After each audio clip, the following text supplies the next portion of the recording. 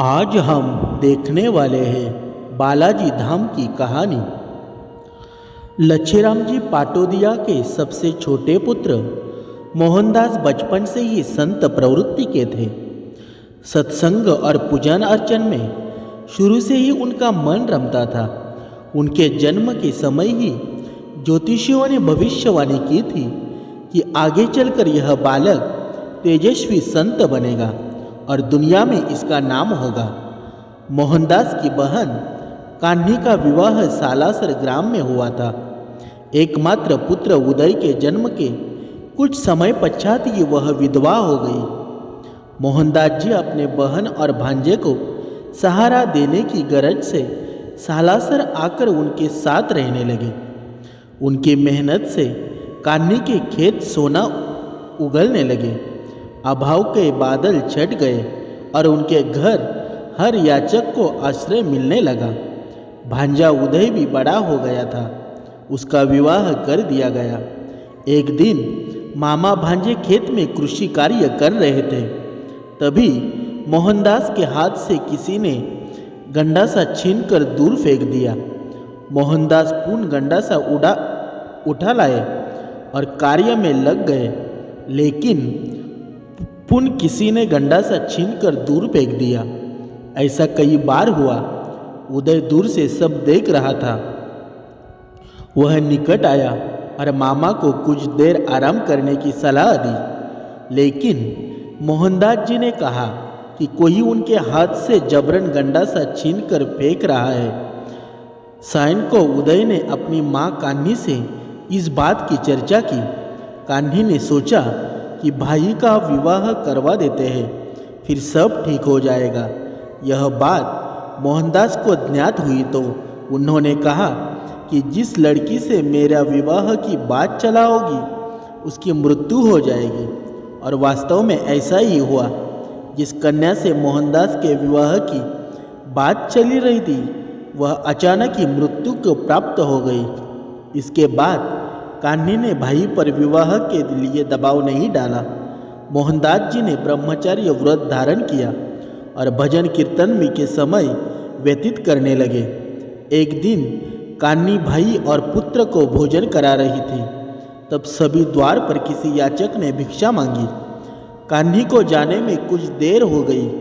वह पहुंची तो उसे एक परछाई मात्र दृष्टि गोचर हुई। पीछे पीछे मोहनदास जी भी दौड़े आए थे। उन्हें सच्चाई ज्ञात थी कि वह स्वयं बालाजी थे। कान्ही को अपने विलंब पर बहुत पश्चाताप हुआ। वह मोहनदास जी से बालाजी के दर्शन कराने का आग्रह करने लगी। मोहनदास जी ने उन्हें धैर्य रखने की सलाह दी। लगभग 1.5-2 माह पश्चात किसी साधु ने पुनश्च नारायण हरि का उच्चार किया। जिस सुन कान्ही दौड़ी दौड़ी मोहनदास जी के पास गई। मोहनदास द्वार पर पहुँचे तो क्या देखते हैं कि वह साधु वेशधारी बालाजी ही थे जो आप तक वापस हो लिए थे। मोहनदास जी से तेजी से उनके पीछे दौड़े और उनके चरणों में लेट गए तथा विलंब के लिए क्षमा याचना करने लगे। तब बालाजी वास्तविक रूप में प्रकट हुए और बोले, मैं जानता हूँ मोहनदास, तुम सच्चे मन से सदैव मुझे जपते हो। तुम्हारी निश्चल भक्ति मैं बहुत प्रसन्न हूँ। मैं तुम्हारी हर मनोकामना पूर्ण करूँगा। मोहनदास जी विनयपूर्वक बोले, आप मेरी बहन कान्ही को दर्शन दीजिए। भक्त वत्सल्य बालाजी ने आग्रह स्वीकार कर लिया और कहा, मैं पवित्र आसन पर विराजूंगा और मिश्री सहित खीर व चूरमे का भोग स्वीकार करूंगा। भक्त शिरोमणि मोहनदास सप्रेम बालाजी को अपने घर ले लाए और बहन भाई ने आदर सहित अत्यंत कृतज्ञता से उन्हें मनपसंद भोजन कराया।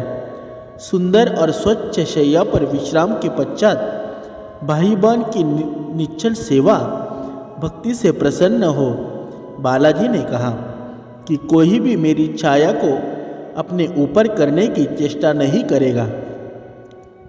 श्रद्धा सहित जो भी भेंट की जाएगी मैं उसे प्रेम पूर्वक ग्रहण करूँगा और अपने भक्त की हर मनोकामना पूर्ण करूँगा। यह इस सालासर स्थान पर सदैव निवास करूँगा। ऐसा कहकर बालाजी अंतर्ध्यान हो गए और भक्त भाई बहन कृतकृत्य हो उठे। इसके बाद मोहनदास जी एकांत में एक शमी के वृक्ष के नीचे आसन लगाकर बैठ गए। उन्होंने मौन व्रत धारण कर लिया। लोग उन्हें पागल समझ लिए बावलिया नाम से पुकारने लगे। एक दिन मोहनदास शमी वृक्ष के नीचे बैठ गए। धुनी रमाए तपस्या कर रहे थे कि एकाएक वृक्ष फलों से लद गया। एक जाट पुत्र फल तोड़ने के लिए उसी शमी वृक्ष पर चढ़ा तो घबराहट में कुछ फल मोहनदास जी पर आ गिरे। उन्होंने सोचा वृक्ष से गिरकर कहीं कोई पक्षी घायल न हो जाए, लेकिन आंखें खोली तो जाट पुत्र को वृक्ष पर चढ़े पाया। जाट पुत्र भय से कांप उठा था। मोहनदास जी ने उसे भय मुक्त किया और नीचे आने को कहा। नीचे आने पर जाट पुत्र ने बताया कि माँ के मना करने पर भी पिता ने उसे शमी फल लाने के लिए आज्ञा दी और कहा कि वह पागल बावलिया तुझे खा थोड़े ही जाएगा। तब बाबा मोहनदास जी ने कहा कि अपने पिता से कहना कि इन फलों को खाने वाला व्यक्ति जीवित नहीं रह सकता। लेकिन जाट ने बाबा की बात को खिल्ली में उड़ा दिया। कहते हैं कि फल खाते ही जाट की मृत्यु हो गई। तब से लोगों के मन में बाबा मोहनदास के प्रति भक्तिभाव बीज अंकुरित हुआ, जो आगे की अनेक चमत्कारिक घटना के बाद वृक्ष बनता चला गया। एक बार भांजे उदय ने देखा कि बाबा के शरीर पर पंजों के बड़े बड़े निशान हैं। उसने पूछा तो बाबा टाल गए। बाद में ज्ञात हुआ कि बाबा मोहनदास और बालाजी प्रात मल्ल युद्ध व अन्य तरह की क्रीड़ाएं करते थे और बालाजी का साया सदैव बाबा मोहनदास जी के साथ रहता था। इस तरह की घटनाओं से बाबा मोहनदास की कीर्ति दूरपास से ग्रामों में फैलती चली गई। लोग उनके दर्शन को आने लगे। तत्कालीन सालासर बीकानेर राज्य के अधीन था। उन दिनों ग्रामीण का शासन ठकुराय के हाथ में था। सालासर के उसके निकटवर्ती अनेक ग्रामों की देखरेख का जिम्मा शोभासर के ठाकुर धीरज सिंह के पास था। एक दिन उन्हें खबर मिली कि डाकुओं का एक विशाल जनता लूटपाट के लिए उस और बढ़ा चला जा रहा है। उनके पास इतना भी वक्त नहीं था कि बीकानेर से सैन्य सहायता मंगवा सकते।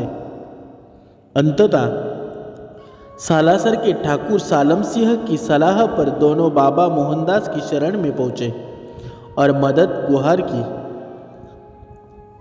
बाबा ने उन्हें आश्वस्त किया और कहा कि बालाजी का नाम लेकर डाकुओं की पताका को उड़ा देना, क्योंकि विजय पताका ही किसी भी सेना की शक्ति होती है। ठाकुरों ने वैसा ही किया। बालाजी का नाम लिया और डाकुओं की पताका को तलवार से उड़ा दिया। डाकू सरदार उनके चरणों में आ गिरा। इस तरह मोहनदास जी के प्रति दोनों की श्रद्धा बलवती होती चली गई। बाबा मोहनदास ने उसी पल वहाँ बालाजी का एक भव्य मंदिर बनवाने का संकल्प किया। सालम सिंह ने भी मंदिर निर्माण में पूर्ण सहयोग देने का निश्चय किया और असोटा निवासी अपने ससुर चंपावत को बालाजी की मूर्ति भेजने का संदेश प्रेरित करवाया। इधर असोटा ग्राम में एक किसान ब्रह्म मुहूर्त में अपना खेत जोत रहा था। एकाएक हल का फल किसी वस्तु से टकराया। उसने खोद कर देखा तो वहाँ एक मूर्ति निकली। उसने मूर्ति को निकालकर एक और रख दिया और प्रमोदवश कि उसकी और कोई ध्यान नहीं दिया। वह पुनः अपने काम में जुट गया।